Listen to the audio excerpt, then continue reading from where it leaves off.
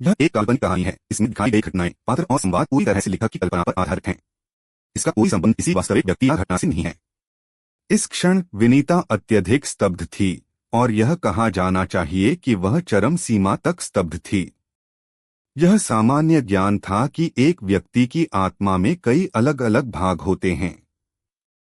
हालांकि भले ही यह सामान्य ज्ञान था, किसी के लिए अपनी आत्मा को देखना और उस पर नियंत्रण करना पूरी तरह से असंभव था, जब तक कि उसके पास कोई गुप्त तकनीक या किसी प्रकार की विशेष तकनीक न हो। आत्मा एक थोड़ी अत्यधिक सूक्ष्म और अवास्तविक चीज थी। क्योंकि यह वास्तव में शरीर में मौजूद थी, फिर भी इसे महसूस करना या नियंत्रित करना असंभव था, भले ही यह आपकी हो। नरक क्षेत्र के निवासियों के अलावा केवल एक ही प्रकार का अस्तित्व था जो अपनी आत्मा को नियंत्रित करने और आत्मा का उपयोग करके हमले करने में सक्षम था, और वे राजसिंहासन स्तर के असाधारण विशेषज्ञ थे। नरक क्षेत्र के सदस्य इसे इसलिए पूरा करने में सक्षम थे क्योंकि वे बिल्कुल भी लोग नहीं थे, और वे आत्माएं थे, या जिन्हें लोग भूत कहते थे। दूसरी ओर राजसिंहासन स्तर के विशेषज्ञों के पास स्वयं असाधारण साधना थी, और उन्होंने एक अकल्पनीय ऊंचाई प्राप्त कर ली थी। इसलिए अपनी आत्मा की तो बात ही क्या, वे अपने भाग्य को भी थोड़ा देख सकते थे। सीधे शब्दों में कहें, केवल राजसिंहासन स्तर के विशेषज्ञ और नरक क्षेत्र के वे भूत ही दूसरे की आत्मा को सीधे प्रभावित करने में सक्षम थे। हालांकि उनके सामने यह छोटा जीव न तो नरक क्षेत्र से था और न ही राजसिंहासन स्तर का डार्क बिस्ट था। हालांकि यह किसी व्यक्ति की आत्मा को जबरदस्ती अलग करने में सक्षम था। यह किस तरह का असाधारण प्रतिभा है। भले ही वह काले वस्त्र वाले खूनी पेशेवर की आत्मा को अलग करने की छोटे साथी की क्षमता से थोड़ा स्तब्ध था, वह उतना स्तब्ध नहीं था जितना विनीता थी, क्योंकि नयनतारा ने अतीत में ऐसा किया था। भले ही उसने अनुमान लगाया कि नयनतारा ने उसे जो आत्मा का धागा दिया था वह नकली था, इसने उसे महसूस कराया कि जबकि आत्मा का सोल सेपरेशन थोड़ा रहस्यमय था, यह विशेष रूप से दुर्लभ नहीं था। आरव ने बैंगनी प्रकाश से घिरी हुई काली गैस को देखते हुए पूछा, इसे मेरे पास रखने पर वह भविष्य में मेरी आज्ञा मानेगा? बैंगनी मिंक ने सिर हिलाया। क्यों? आरव अपने ज्ञान को बढ़ाने के लिए लगातार सवाल पूछने में शर्माता नहीं था। बैंगनी मिंक ने पलक झपकाई, और वह आरव को देखते हुए समझा नहीं पा रहा था कि इसे कैसे समझाए।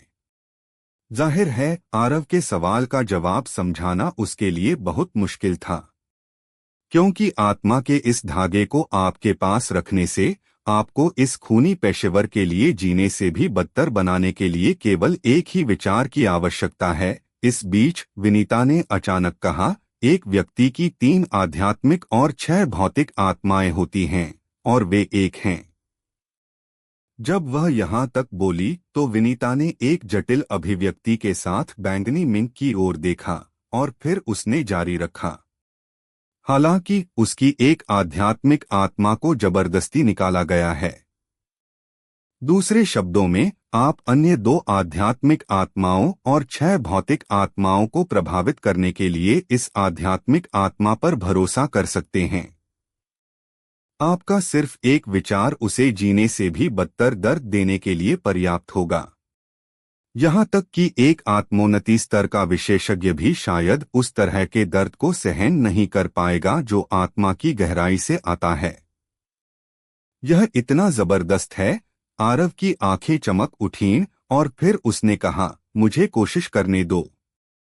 जब वह यहाँ तक बोला तो उसने अपने दिल में एक आदेश दिया, और तलवार इंटेंट का एक धागा सीधे काली गैस के धागे से टकराया। ठीक इसी क्षण धीराक्ष, जो बेहोश हो गया था, उसने अचानक एक अत्यंत दयनीय और कर्कश चीख निकाली।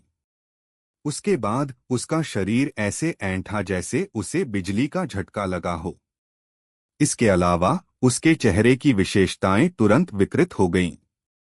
ऐसा लग रहा था जैसे वह अकल्पनीय दर्द का अनुभव कर रहा है।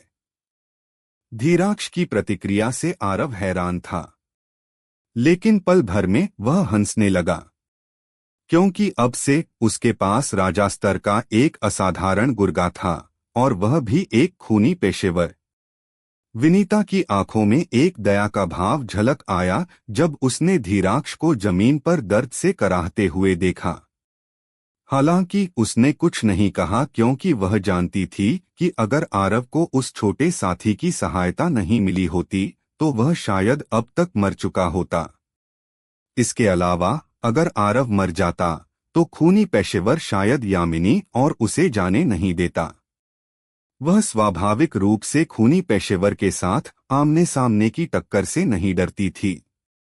हालांकि जब उसने उस खूनी पेशेवर की चौंकाने वाली चाल तकनीक के बारे में सोचा तो वह डर के मारे कांपने लगी।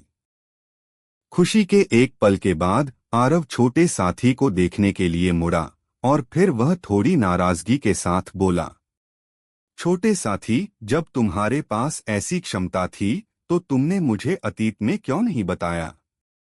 हाँ, अगर छोटे साथी ने उसे पहले बताया होता तो वह उसके लिए लड़ने के लिए कई असाधारण विशेषज्ञों को अपने कब्जे में कर सकता था।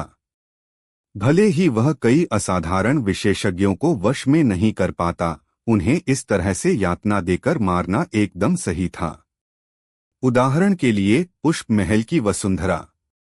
छोटे जीव ने तुरंत एक पीड़ित अभिव्यक्ति दिखाई जब उसने आरव को सुना, और फिर उसने अपने छोटे पंजों को हवा में लहराना शुरू कर दिया। बहुत जल्द आरव समझ गया कि छोटा साथी कह रहा था कि वह अतीत में इसे हासिल नहीं कर सकता था, और अब वह ऐसा कर सकता है क्योंकि उसकी ताकत में सुधार हुआ था। ठीक इसी क्षण विनीता ने अचानक पूछा, आरव, क्या यह दैत्य इलाके से है? दैत्य इलाका, आरव ने भौहें चढ़ाई और फिर उसने कहा, वह क्या है? क्या तुम दैत्य इलाके को नहीं जानते? यामिनी ने आंखें चौड़ी करते हुए आरव को देखा और ऐसा लगा जैसे वह किसी मूर्ख को देख रही हो। विनीता भी थोड़ी अचंभित थी।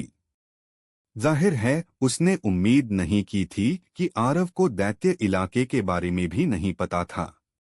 इस तरह से उन्हें देखने पर आरव थोड़ा शर्मिंदा हुआ और उसने तुरंत कहा, कृपया बताएं।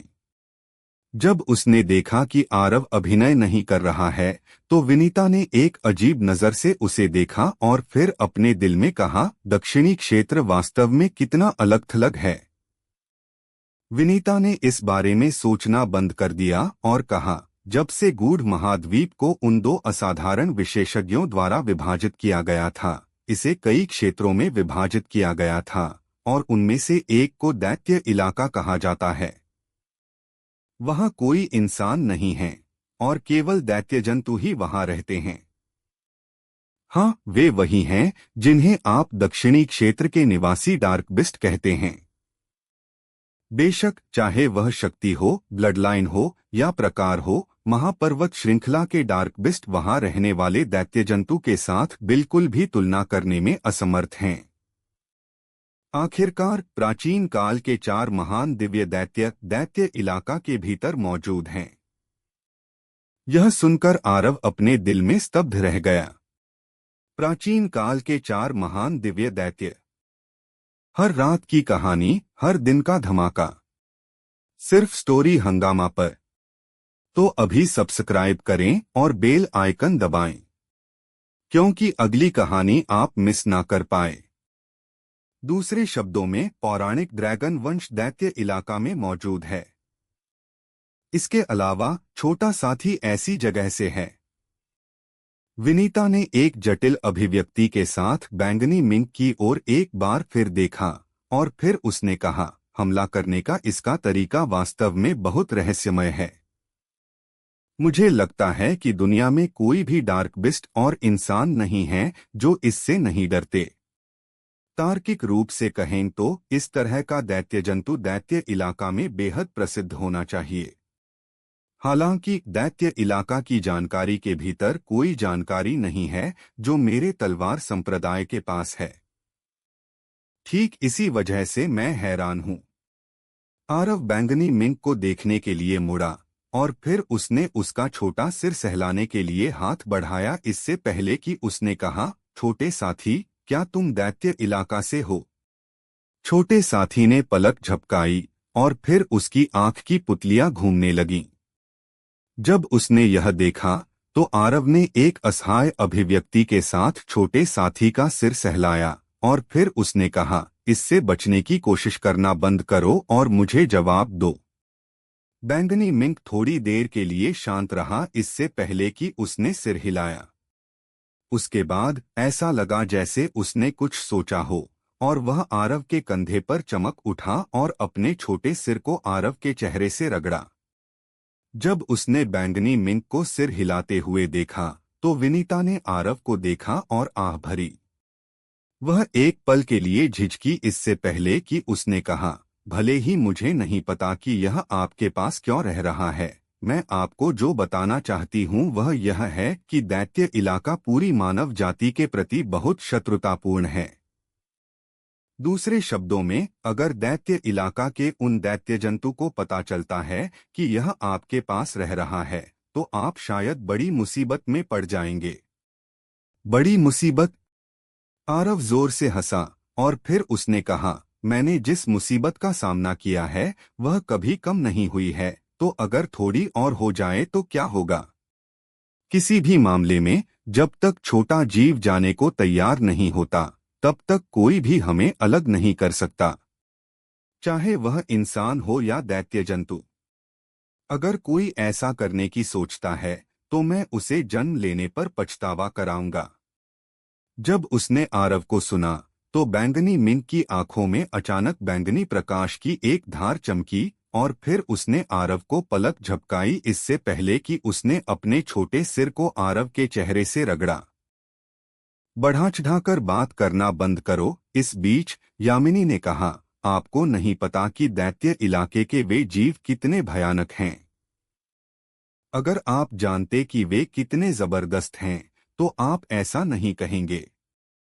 आरव मुस्कुराया और फिर उसने कहा, भले ही वे जबरदस्त हों, क्या वे मेरे छोटे साथी जितने जबरदस्त हैं? यामिनी तुरंत निःशब्द हो गई। उसने इस छोटे साथी की क्षमता को व्यक्तिगत रूप से देखा था। इस दुनिया में शायद केवल पौराणिक दिव्य दैत्य फीनिक्स ही इस छोटे साथी की गति का मुकाबला कर सकता था। दूसरी ओर कोई भी अन्य दैत्य जंतु या इंसान इस छोटे साथी का सामना करने पर केवल मार ही खा सकता था।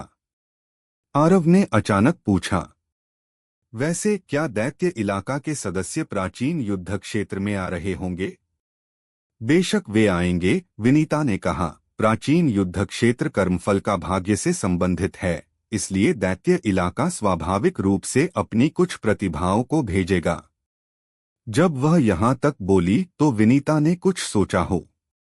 उसने आरव और बैंगनी मिंक की ओर देखा, इससे पहले कि उसने आह भरी और कहा, सबसे अच्छा यही है कि आप प्राचीन युद्ध क्षेत्र पहुंचने के बाद इसे खुद को छिपाने के लिए कहें।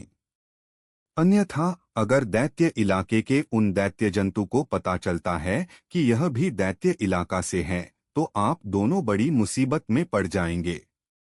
आरव मुस्कुराया और फिर उसने छोटे साथी को देखा और कहा, क्या तुम डरते हो? छोटे साथी ने बहुत दृढ़ तरीके से सिर हिलाया। क्या मजाक है? यह दुनिया में किसी भी दैत्य जंतु से नहीं डरता था। आरव मुस्कुराया और कहा, मैं भी नहीं डरता। विनीता ने आह भरी। वह एक पल के लिए झिझकी, इससे पहले कि उसने कहा, भाई आरव, आपकी प्राकृतिक प्रतिभा और क्षमता वास्तव में दक्षिणी क्षेत्र में दफन हो रही है। मुझे आश्चर्य है कि क्या भाई आरव अन्य क्षेत्रों में जाने में दिलचस्पी रखते हैं। क्या आप चाहती हैं कि मैं उत्तरी क्षेत्र जाऊं और तलवार संप्रदाय में शामिल हो जाऊं? आरव ने पूछा। विनीता ने सिर हिलाया और कहा, अगर भाई आरव तलवार संप्रदाय में शामिल होते हैं तो मैं गारंटी देती हूं कि भाई आरव तुरंत आंतरिक प्रांगण के शिष्यों की श्रेणी में आ जाएंगे। इसके अलावा संप्रदाय भाई आरव को अपनी पूरी ताकत से पोषित करेगा, चाहे वह औषधीय गोलियां हों, साधना तकनीकें हों या युद्ध तकनीकें हों। मेरा तलवार संप्रदाय भाई आरव को सर्वश्रेष्ठ देगा। रहने दो, आरव ने मना कर दिया और कहा, मुझे लगता है कि इन सभी भरोसे के स्रोतों पर भरोसा नहीं किया जा सकता है। सबसे महत्वपूर्ण कारक अभी भी किसी की अपनी ताकत है, क्योंकि यह हर चीज की सच्ची नींव है। बेशक एक और बात थी जो आरव ने नहीं कही थी, और वह यह थी कि उसने वास्तव में तलवार संप्रदाय के उन शिष्यों के चरित्र के प्रति अत्यधिक अवमानना महसूस की थी, और उसने महसूस किया कि तलवार संप्रदाय के उच्च अधिकारी भी अलग नहीं थे। जब उसने आरव का इनकार सुना तो विनीता अभी भी कुछ कहना चाहती थी। हालांकि आरव ने हाथ हिलाया और फिर उसने उन दोनों को 2 हाई ग्रेड हीलिंग तंत्र और 2 हाई ग्रेड स्ट्राइडर तंत्र फेंक दिए, इससे पहले कि उसने कहा, अब और महापर्वत श्रृंखला में रहना वास्तव में सुरक्षित नहीं है। जल्दी से प्राचीन युद्ध क्षेत्र की ओर बढ़ो। अपने हाथों में उन 4 तंत्र को पकड़ने के बाद विनीता हैरान रह गई। उत्तरी क्षेत्र में स्वाभाविक रूप से तंत्र भी थे, और यह उसके लिए वास्तव में मूल्यवान नहीं था। हालांकि जब तंत्र हाई ग्रेड के थे तो यह अलग था। यहां तक कि उसे भी हाई ग्रेड तंत्र प्राप्त करना बहुत मुश्किल लगा। हालांकि आरव ने लापरवाही से उन्हें 4 हाई ग्रेड तंत्र फेंक दिए थे। दोस्तों, स्टोरी को लाइक, शेयर व सब्सक्राइब कर दिया करो, जिससे मुझे मोटिवेशन मिलता है। जटिल भावों के साथ अपने हाथ में रखे 4 तंत्रों को देखने के बाद विनीता ने आह भरी और कहा, आरव भाई, क्या तुम सच में इस पर और विचार नहीं करोगे? वह वास्तव में हार नहीं मानना चाहती थी, क्योंकि अगर आरव अपनी क्षमता और प्राकृतिक प्रतिभा के साथ तलवार संप्रदाय में शामिल होता तो यह संप्रदाय और आरव दोनों के लिए अच्छा होता। आरव ने सिर हिलाया और एक बार फिर मना कर दिया। अगर उसने अपनी मां को बचा लिया होता तो शायद वह अपनी मां को अपने साथ किसी दूसरे क्षेत्र में ले जाता। हालांकि उसकी मां अभी भी पुष्प महल में कैद थी, इसलिए वह निश्चित रूप से किसी दूसरे क्षेत्र में नहीं जाएगा। जब उसने आरव को एक बार फिर मना करते देखा तो उसकी आंखों में निराशा की एक झलक कौंधी, और फिर उसने कहा, कोई बात नहीं, मैं अब भी उम्मीद करती हूं कि आरव भाई पुनर्विचार कर सकते हैं। अगर आरव भाई भविष्य में मन बदल लेते हैं और उत्तरी क्षेत्र की ओर जाने के इच्छुक हैं तो तुम प्राचीन युद्धभूमि पर मुझे ढूंढ सकते हो। आरव मुस्कुराया और फिर से मना नहीं किया। आरव, तुम भी प्राचीन युद्धभूमि जा रहे हो? चूंकि ऐसा है तो चलो साथ चलते हैं। इसी बीच यामिनी अचानक बोली। विनीता ने भी उसे देखा। आरव ने धीराक्ष की ओर देखा जो अभी भी जमीन पर छटपटा रहा था, और फिर उसने सिर हिलाया और कहा, तुम दोनों पहले जाओ, मुझे अभी भी कुछ मामले निपटाने हैं। विनीता ने सिर हिलाया और कहा, तो हम प्राचीन युद्धभूमि पर मिलेंगे। ठीक है, आरव ने मुस्कुराते हुए कहा। विनीता और यामिनी के जाने के बाद आरव ने घूमकर धीराक्ष की ओर देखा जो अभी भी जमीन पर छटपटा रहा था। इस समय भले ही धीराक्ष का शरीर अभी भी छटपटा रहा था, उसकी आंखें खुली थीं। हालांकि उसकी आंखें द्वेष और प्रबल भय से भरी हुई थीं। जाहिर है वह अभी आरव का मांस खाना और उसका खून पीना चाहता था। आरव ने धीराक्ष की द्वेष भरी निगाहों को नजरअंदाज किया और उदासीनता से कहा, मुझे लगता है कि तुम उस स्थिति से अच्छी तरह वाकिफ हो जिसमें तुम अब हो। मैं सीधे मुद्दे पर आता हूं। जो कुछ भी तुम जानते हो सब मुझे बताओ। कुछ मत छिपाना या झूठ मत बोलना, क्योंकि अगर तुमने ऐसा किया तो तुम्हारे लिए जीना मौत से भी बदतर हो जाएगा। धीराक्ष ने रूखी आवाज में कहा, अगर मैं बताऊं तो क्या तुम मुझे जल्दी खत्म कर दोगे? तुम्हें जल्दी खत्म कर दूं? आरव के मुंह के कोने थोड़े उठे और थोड़ा मजाक सामने आया। उसने कहा, अगर तुम मरना चाहते थे तो तुमने अपनी जीभ क्यों नहीं काट ली और अपनी जान क्यों नहीं ले ली, या सीधे अपने आत्मिक केंद्र को क्यों नहीं उड़ा दिया?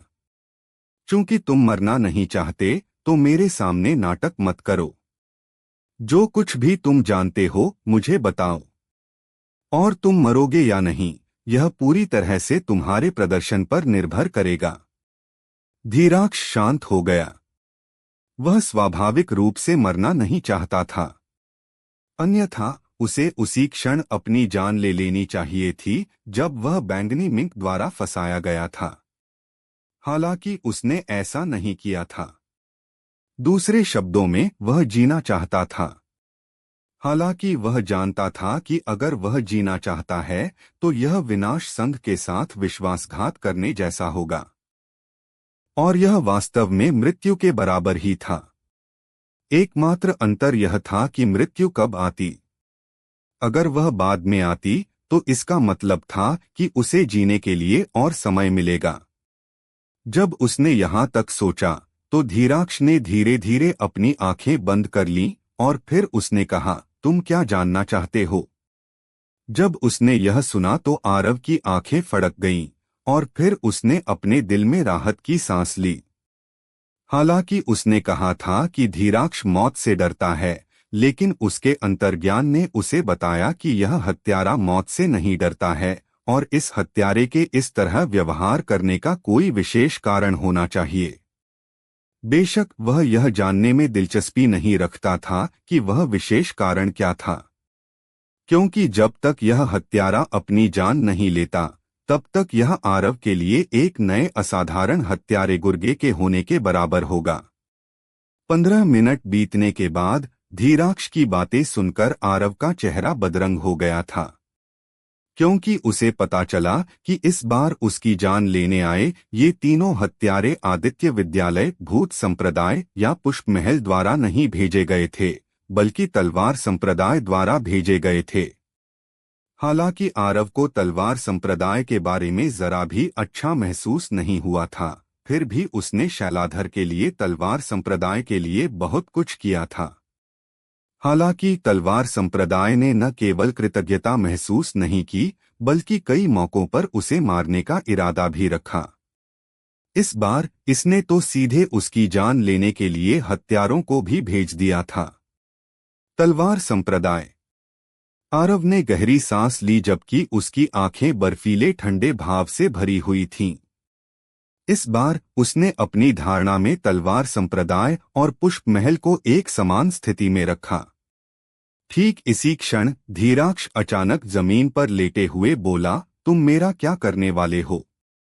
आरव ने अपने विचारों को रोका, धीराक्ष की ओर देखा और फिर कहा, मेरा अंतर्ज्ञान मुझे बताता है कि तुम शायद उनमें से नहीं हो जो मौत से डरते हैं।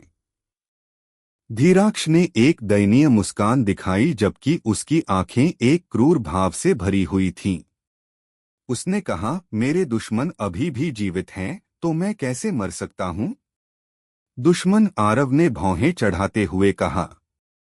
धीराक्ष जानता था कि उसका भाग्य आरव के हाथों में था, इसलिए उसने आरव के प्रति शत्रुतापूर्ण और अहंकारी होने की हिम्मत नहीं की।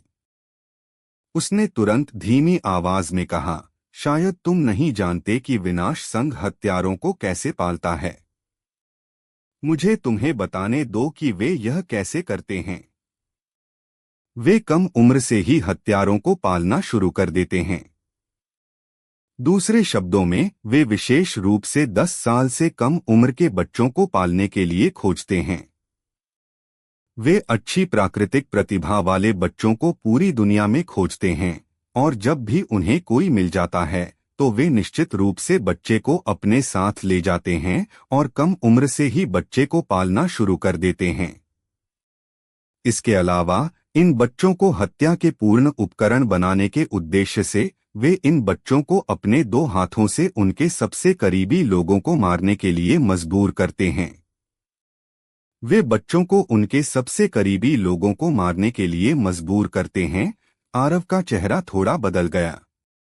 क्या विनाश संघ थोड़ा ज्यादा ही विकृत नहीं है?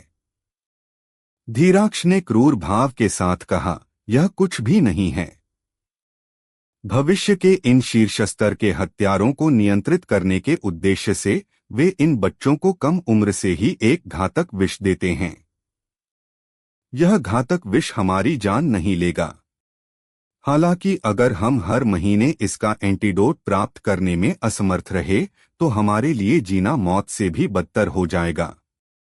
यह बिल्कुल वैसा ही होगा जैसा मेरे साथ पहले हुआ था। तो इस तरह तुम अभी एक विषैले जहर से पीड़ित हो? आरव ने भौहें चढ़ाते हुए यह सवाल पूछा। उसे इस व्यक्ति के दुखद और दयनीय जीवन में बिल्कुल भी दिलचस्पी नहीं थी। आरव केवल एक ही चीज की परवाह करता था और वह यह थी कि क्या यह हत्यारा उसके अधीन एक असाधारण लड़ाका बन सकता है। हाँ, धीराक्ष ने इसे नहीं छिपाया। अगर ऐसा है तो तुम पूरी तरह से बेकार हो, है ना? आरव ने उदासीन स्वर में कहा। वह स्वाभाविक रूप से किसी दुश्मन के प्रति कोई दया महसूस नहीं करेगा।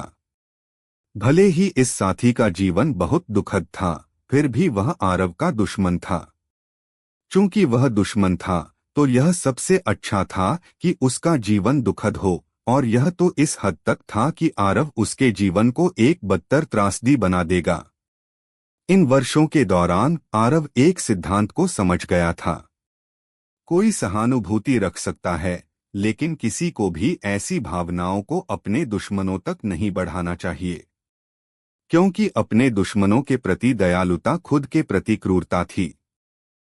आरव किसी को बचाने जैसा मूर्खतापूर्ण काम बिल्कुल नहीं करेगा, ताकि ठीक बाद में उसे पीठ में छुरा घोंपा जा सके। धीराक्ष की पलकें फड़क उठीं। क्या मैंने यह सब व्यर्थ में कहा? हाँ, उसने यह सब इसलिए कहा था क्योंकि वह आरव की दया प्राप्त करने की उम्मीद कर रहा था। जब तक आरव उस पर दया करता तब तक उसे केवल कुछ बलिदान करना पड़ता, या यहाँ तक कि अपनी स्वतंत्रता भी, और फिर जीवित रहना बिल्कुल भी मुश्किल नहीं होता। लेकिन अब आरव ने न केवल उस पर कोई दया महसूस नहीं की, बल्कि आरव उसे मारना चाहता था, क्योंकि अब उसका कोई मूल्य नहीं था। क्या वह अभी भी इंसान है? क्या वह अभी भी एक इंसान है? आरव ने उदासीनता से कहा, मुझे तुम्हें न मारने का एक कारण बताओ, अन्यथा तुम अपनी जान ले सकते हो। क्या कोई मरा हुआ व्यक्ति तुम्हारे लिए उपयोगी है? धीराक्ष ने कहा, अगर तुम मेरे लिए विष को दूर करने में सक्षम हो तो यह दर्शाता है कि तुम अन्य हत्यारों के लिए भी ऐसा ही कर सकते हो। इस तरह मैं अन्य हत्यारों से तुम्हारे लिए काम करने के लिए संपर्क कर सकता हूँ। आरव थोड़ा प्रेरित हुआ। उसने व्यक्तिगत रूप से इन राजा स्तर के हत्यारों के कौशल का अनुभव किया था। अगर वह रहस्यमय हत्यारों के एक समूह पर नियंत्रण करने में सक्षम होता तो यह निस्संदेह उसके लिए एक अत्यंत अच्छी बात होगी। तुम सभी को विनाश संघ द्वारा नियंत्रित किया जा रहा है। हालांकि अगर तुम सभी मेरे अधीन काम करने आते हो तो मैं तुम सभी को नियंत्रित करने के लिए एक समान तरीका इस्तेमाल करूंगा।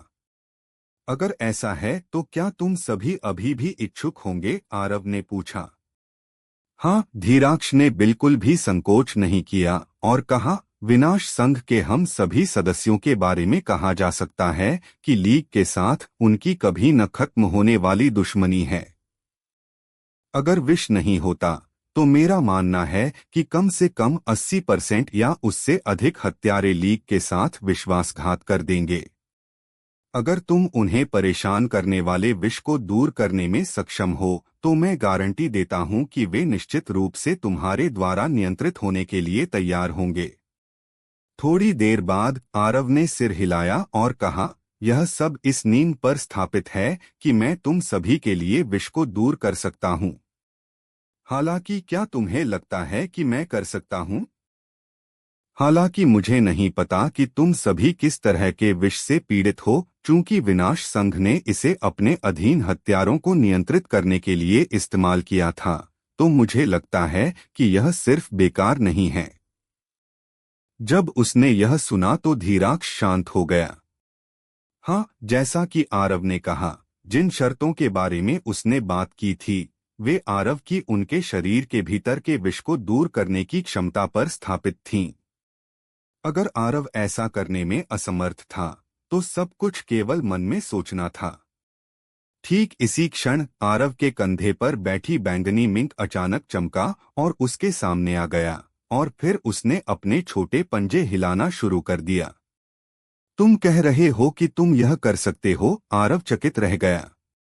बैंगनी मिंक ने अपना छोटा सिर हिलाया और फिर उसने आरव के पेट को रगड़ा जैसे वह कह रही हो कि वह रहस्यमय सूक्ष्म भंवर कर सकता है। आरव की आंखें चमक उठीं। ठीक है, मैं रहस्यमय छोटे सूक्ष्म भंवर को कैसे भूल गया। जब से मैंने छोटे सूक्ष्म भंवर को देखा है, तब से ऐसा कुछ भी नहीं हुआ है जो छोटा सूक्ष्म भंवर पूरा नहीं कर सका हो। तो विष को दूर करना रहस्यमय छोटे सूक्ष्म भंवर के लिए मुश्किल नहीं होना चाहिए, है ना? जब उसने यहां तक सोचा, तो आरव ने धीराक्ष की ओर देखा और कहा, तुम किस विष से ग्रस्त हो? धीराक्ष ने सिर हिलाया और कहा, मुझे भी नहीं पता। किसी भी मामले में इसे बहुत कम उम्र से ही हमारे शरीर में डाल दिया गया था। अब हमारे रक्त, मेरिडियन और त्वचा के भीतर विष होना चाहिए। जब उसने यह सुना तो आरव की पलकें फड़क उठीं। विनाश संघ वास्तव में विकृत है। इसने वास्तव में इन हत्यारों को नियंत्रित करने के लिए ऐसी विधि का इस्तेमाल किया।